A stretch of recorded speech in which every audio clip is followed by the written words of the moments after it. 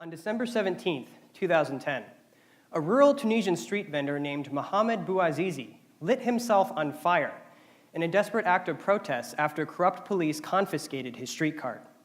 This single act of immolation sparked a wave of protests that spread from Tunisia to the rest of the Middle East. As a result, both Egypt and Tunisia held their first free and fair elections in more than 50 years. However, more than 6 years after the Arab Spring, only Tunisia remains a democracy, while Egypt has reverted to military dictatorship.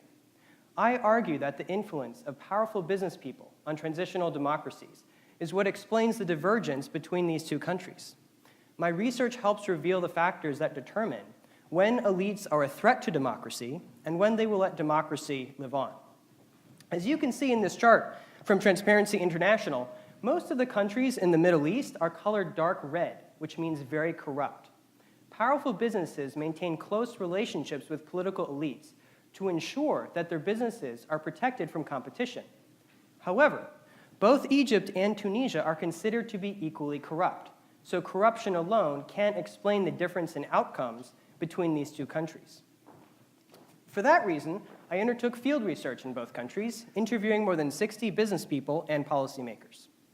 I found that business people are highly influential because they use their wealth to manipulate parties and candidates in elections. However, this influence did not undermine democracy in Tunisia because business people did not work together as a unified whole. By contrast, in Egypt, the economic influence of the military forced business people to unite around opposing democracy.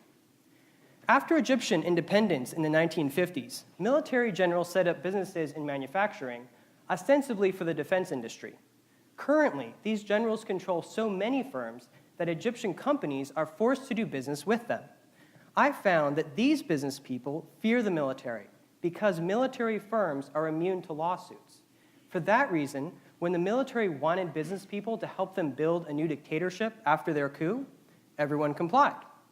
By comparison, in Tunisia, business people are politically influential, which keeps corruption high, but each one followed a different political strategy, which made it hard for any one party to monopolize power and push for a return to dictatorship.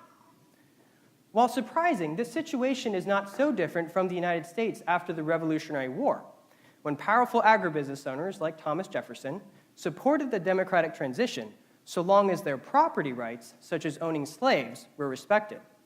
Whether at home or abroad, the survival of democracy crucially depends on powerful elites.